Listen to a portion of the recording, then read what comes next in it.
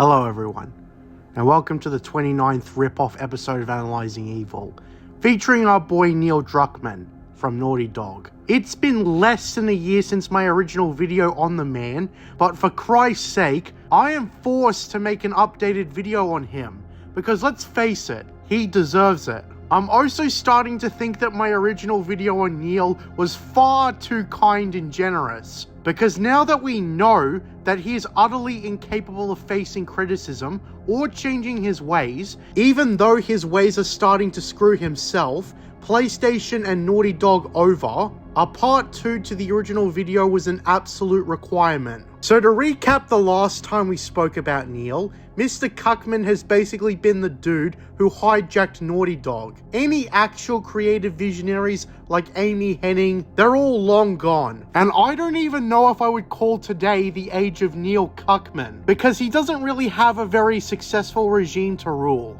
At least North Korea has an actual stable country, however pitiful and poor. But if we judge Naughty Dog as a country, under our bitch boy Neil, it would basically be a poverty-stricken one-party dictatorship that can't get anything right. Kim Jong-un looks like a glorious supreme leader now, and I'm sorry if I ever made fun of you and your bad haircut. Jokes aside, Neil Druckmann has now sunk even lower. Defenders of the man like to think of him as the god of The Last of Us. But as I pointed out in my original video, he's not the only creator. There was the other co-creator known as Bruce Straley. And I'm not the conspiracy theorist type, but it almost seems like Mr. Straley must have kept Neil Druckmann in line. And even though he wasn't the writer, he still had influence over the world of The Last of Us. We'll probably never really know for sure, and I wasn't able to find enough concrete evidence that Bruce Straley stopped Neil Druckmann from screwing up the then new IP back in 2013.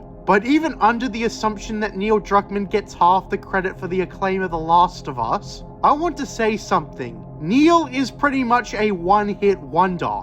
He didn't make Uncharted, but he is responsible for taking credit and for basically putting the series at a dead end. Then he shut out the divisive disaster that was The Last of Us Part 2. The perfect demonstration of how not to make a sequel. If you want a sequel that does what The Last of Us Part 2 did, but it was actually effective and didn't cause players to throw their controllers at the TV, try Call of Duty Black Ops 2. Even if you want to consider the game's true goal, making a pandering political mess about lesbians and transgender people, they failed at that, given all they ended up doing was increasing negative stigma and stereotypes about both groups. That brings us to a few days ago. It seems that Neil Druckmann had big plans for the Last of Us franchise, given he fully intended to put out a live service multiplayer game, which ended up being cancelled.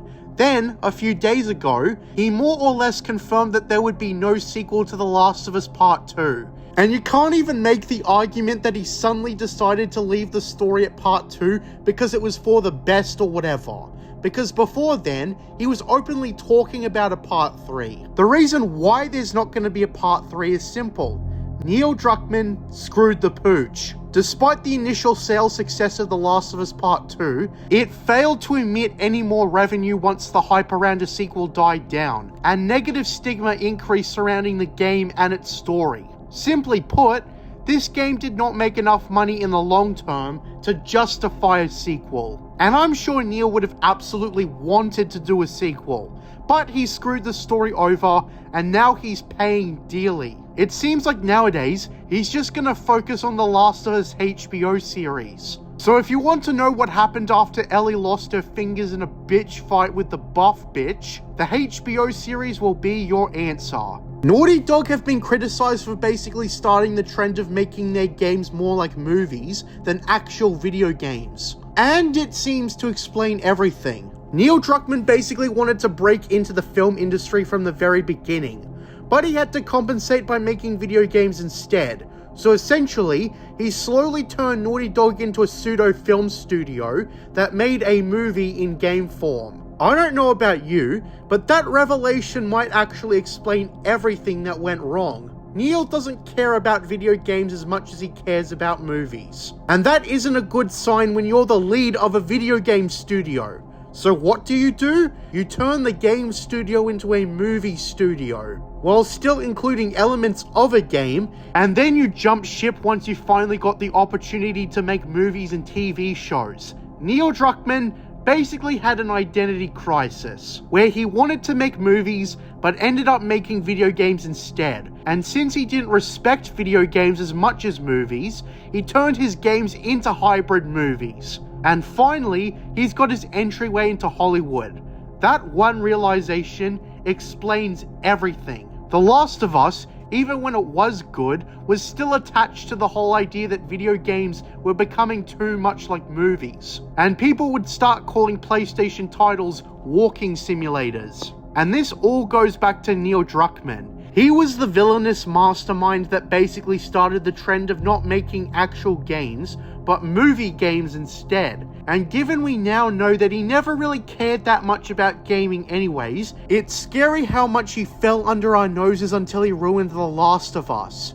I mean, the warning signs were already there, with the whole trend The Last of Us started, and the whole complaint about walking simulators. People were making such an observation years before the second game came out, but like many things, we couldn't see the train wreck coming until it was far too late. I imagine back then, people just thought it was an annoying trend, and not the fall of Naughty Dog and its illegitimate king. But now we see that The Last of Us was an incredibly bad influence on the gaming industry, and basically made PlayStation as a brand too rigid in their catalog.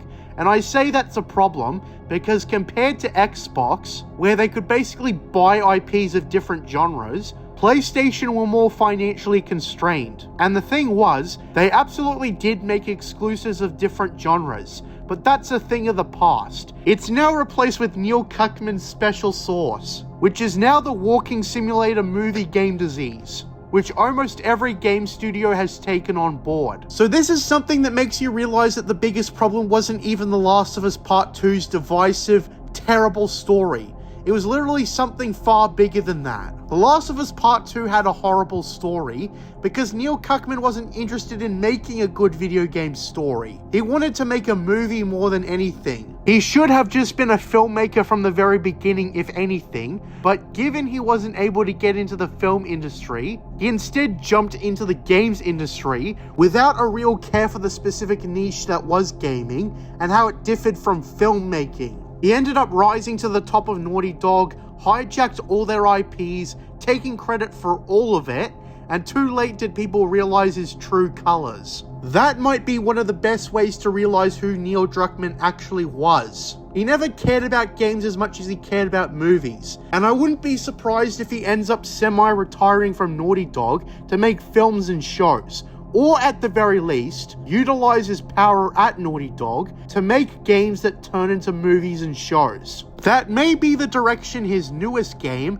Intergalactic: The Heretic Prophet, will go, making another movie game that will hopefully be adapted into a movie or show, which is what he really wanted to do all along. So the problem with Neil, to sum it up, is basically a lack of care for games. Movies and shows were really more of his forte, but he couldn't become a filmmaker, so he instead became a game designer, without any real passion for being a game designer. One thing I will say about Todd Howard and Randy Pitchford is at least they are actually dedicated game designers. Neil Cuckmann, on the other hand, was someone who wanted to be a filmmaker from the very start, and it's practically the fact that he ended up being a game designer instead that resulted in the fall of Naughty Dog, in which any real higher up talent left years ago. So in the end, we've got a hack of a game designer who wish he had a different career.